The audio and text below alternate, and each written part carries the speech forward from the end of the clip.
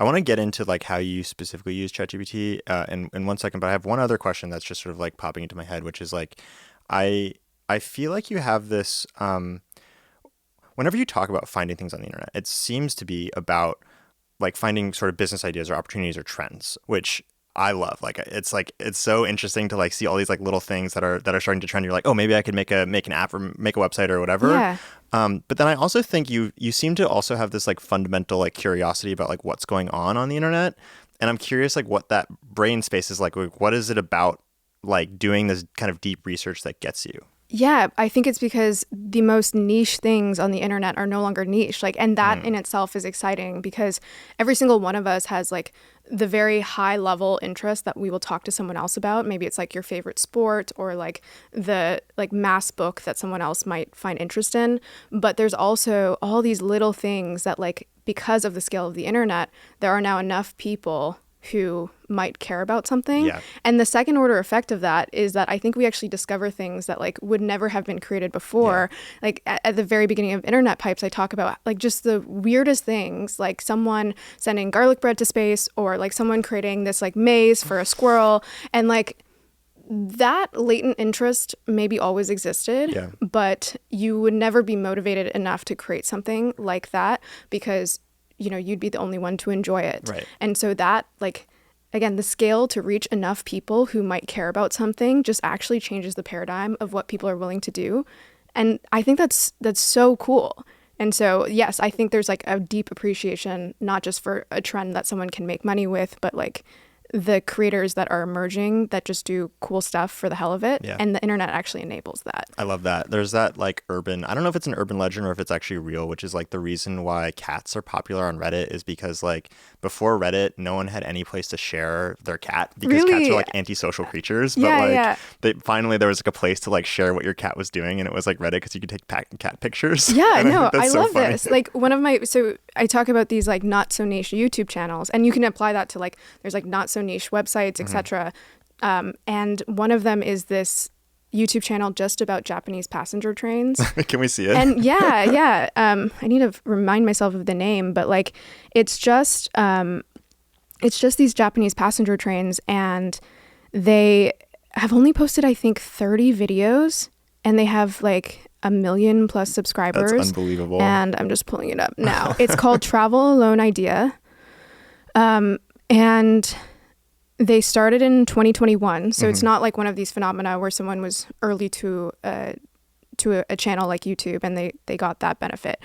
They have all-time views, 240 million all-time views, 1.5 million subscribers. And yes, again, only 30 videos with the average monthly views apparently being 700,000. And the best part of this is, by the way, this is not a scenario either where someone is just like the best editor and like has really figured out how to nail the algorithm. This person has no narration. There's no sound. The edits are minimal. And all it is this person walking around these Japanese passenger trains. But again, there's this like fascination I have with the fact that there are enough people who like this that this channel is insanely successful. I have just decided that I don't like ChatGPT anymore. I'm really into trains now.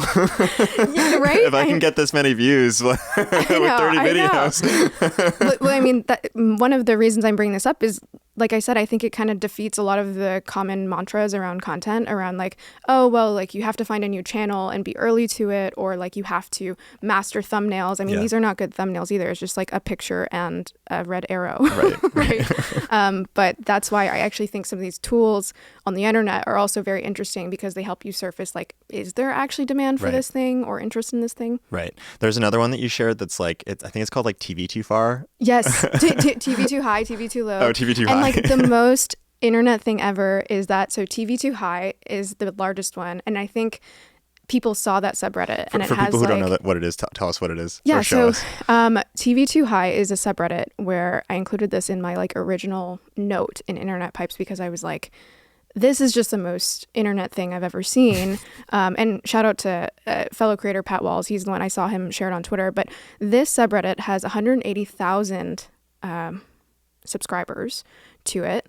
And it's just people posting pictures of TVs that are too high. So, I have them up on my screen. And again, it's just TVs that are apparently too high. Some of them are obvious, and some of them are less obviously too high. But then the nature of the internet, someone saw this and then they created r/TV too low, r/TV too far.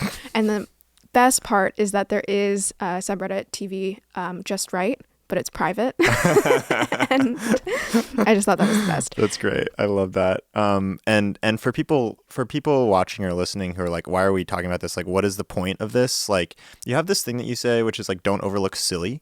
Yeah. Which tell us like what that means and why you think it's actually important to be aware of things like TV too high. Yeah. So, I mean, in this case, like, I don't know, maybe someone listening can invent a business idea around this, but I think there is a large part of all of our personalities, which is not oriented around like, let me be really serious and figure out an opportunity right now. It's like, let me laugh about this thing. Let me, again, like watch a Japanese passenger train, or like a bunch of other YouTube channels, like about someone who's like picking locks, or like is like a toe doctor, or all these weird things. And like, there's a weird part of all of us. And by the way, if there is interest from all of these people, which is proven by like the scale of some of these things, I just think it's a window into what people really want. Yeah. And if you can understand what people really want, maybe there is, again, like a direct spin-off in terms of how you can leverage it.